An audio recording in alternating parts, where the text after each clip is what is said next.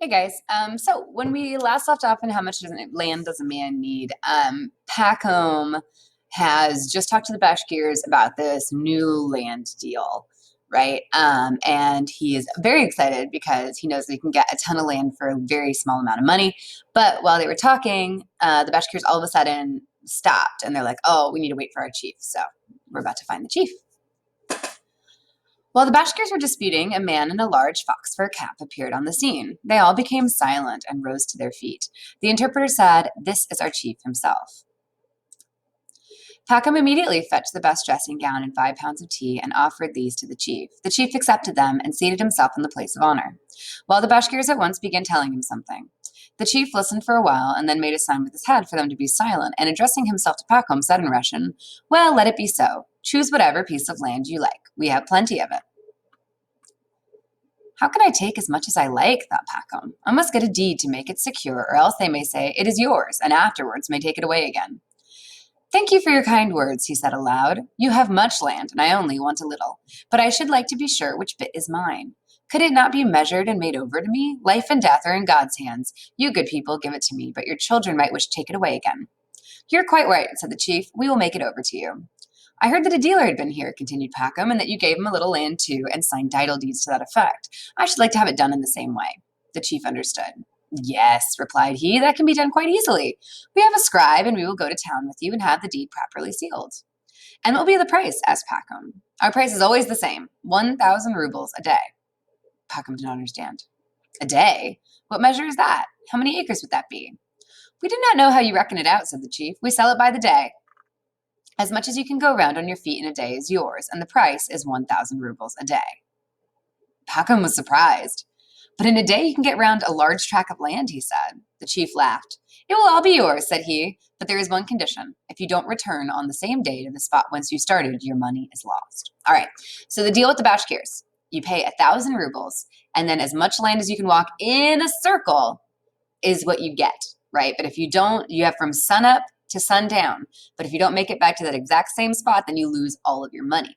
So knowing what we know about Pacom, what might be the issue? What might be the problem that Pacom runs into here in terms of like how he does with this land deal? Maybe that he tries to get too much and then, loses all of his money. "But how am I to mark the way I've gone?" "Why, we shall go to any spot you like and stay there. You must start from that spot and make your round, taking a spade with you. Wherever you think necessary, make a mark. At every turning, dig a hole and pile up the turf. Then afterwards, we will go round with a plow from hole to hole. You may make as large a circuit as you please, but before the sun sets, you must return to the place you started from.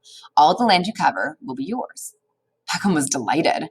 It was decided to start early next morning. They talked a while, and after drinking some more kumis and eating some more mutton, they had tea again.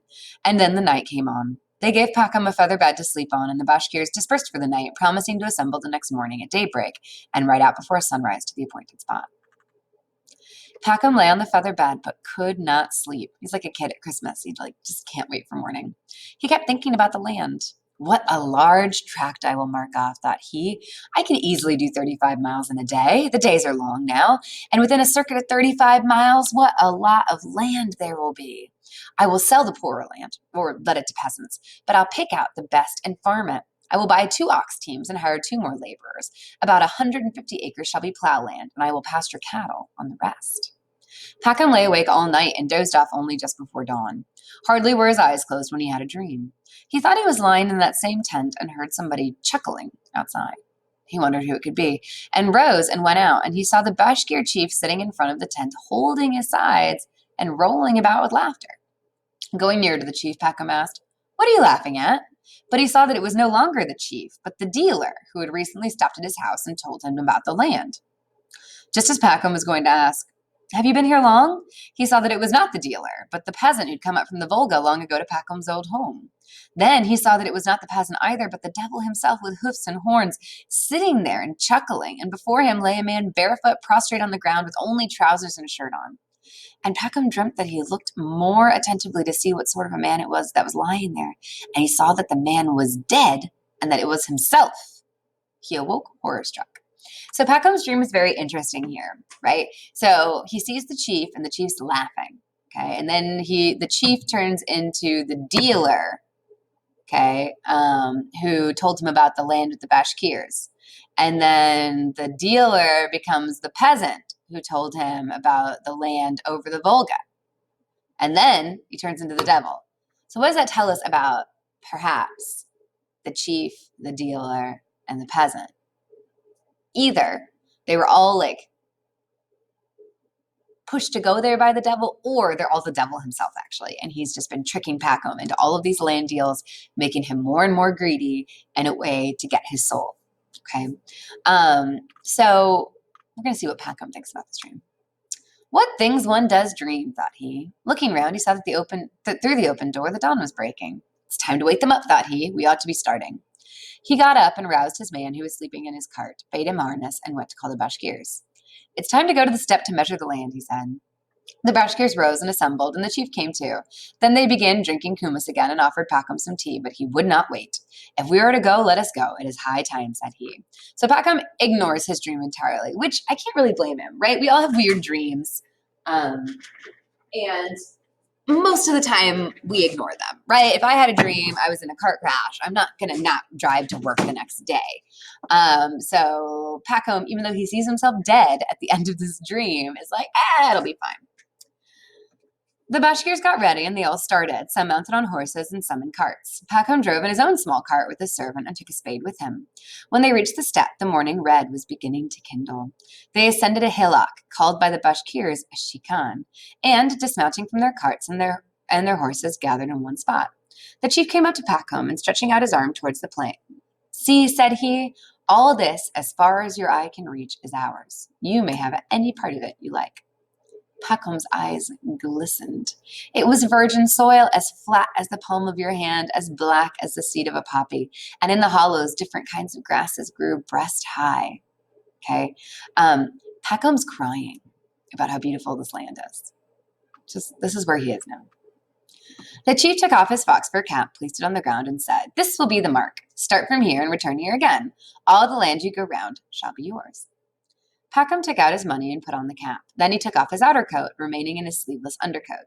He unfastened his girdle and tied it tight below his stomach, put a little bag of bread into the breast of his coat, and, tying a flask of water to his girdle, he drew up the tops of his boots, took the spade from his man, and stood ready to start. He considered for some moments which way he had better go. It was tempting everywhere. No matter, he concluded, I will go towards the rising sun.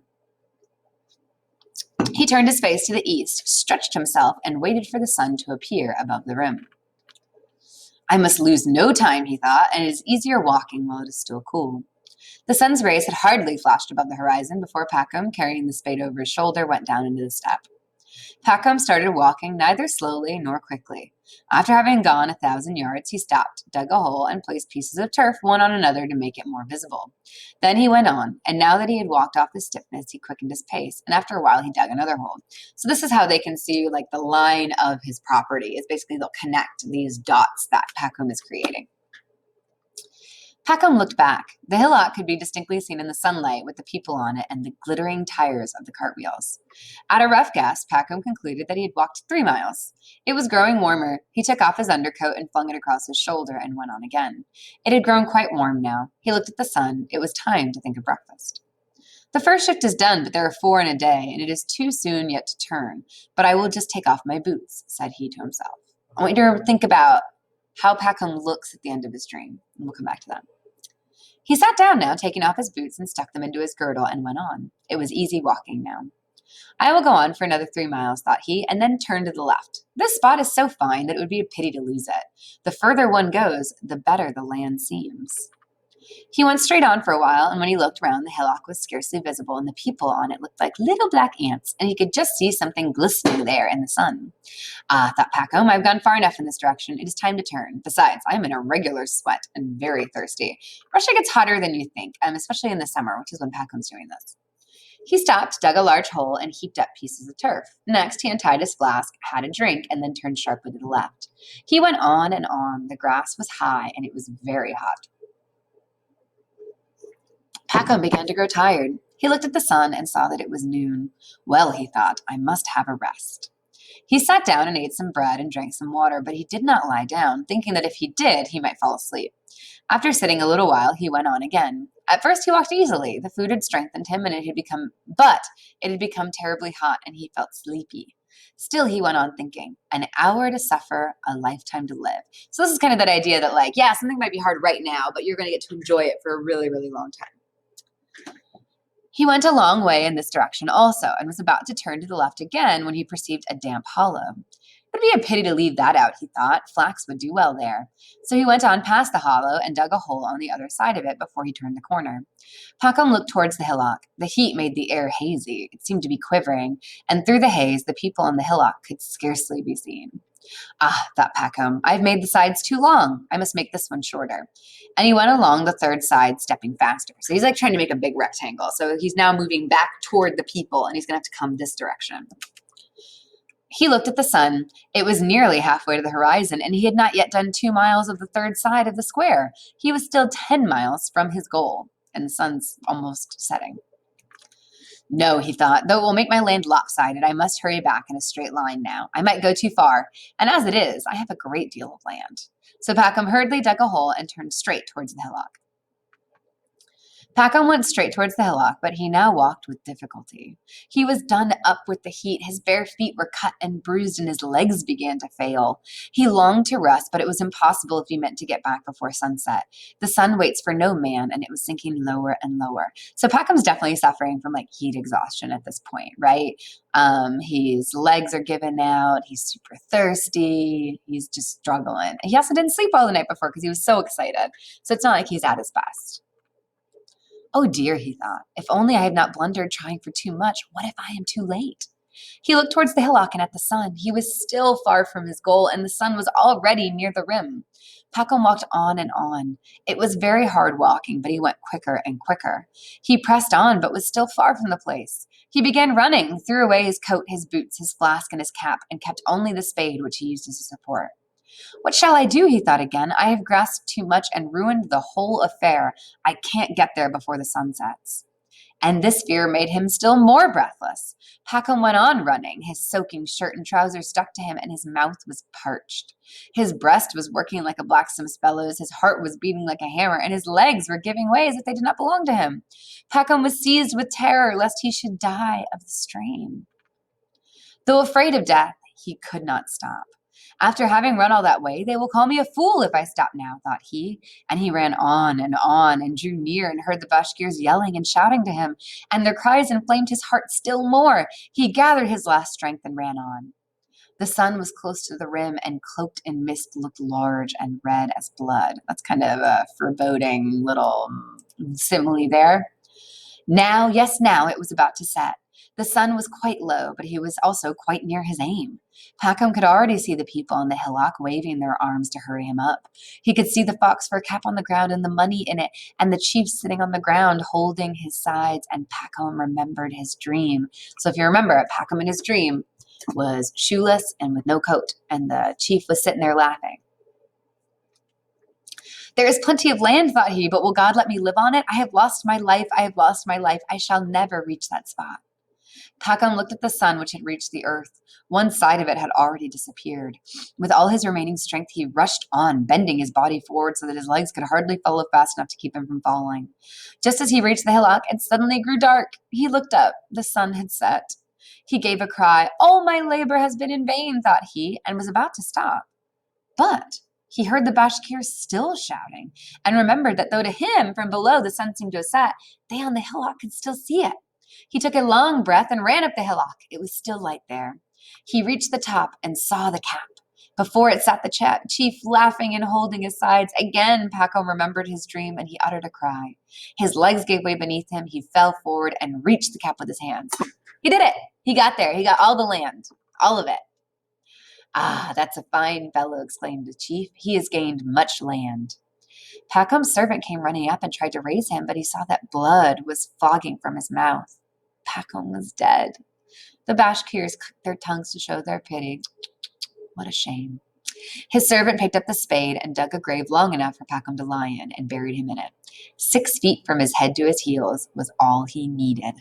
Right? So if you remember the title of the story, how much land does a man need? So Pacom thought he needed all of this land. He needs it all. He needs everything.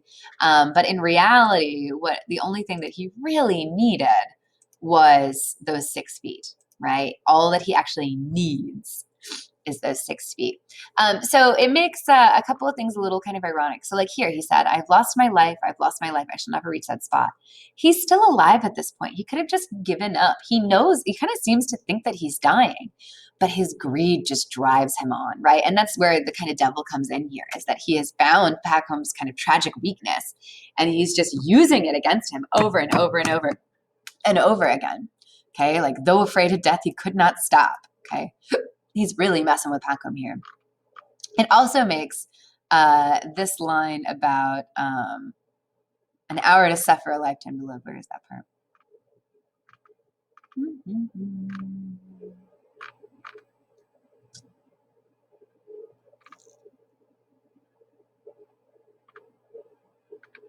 I can't find it.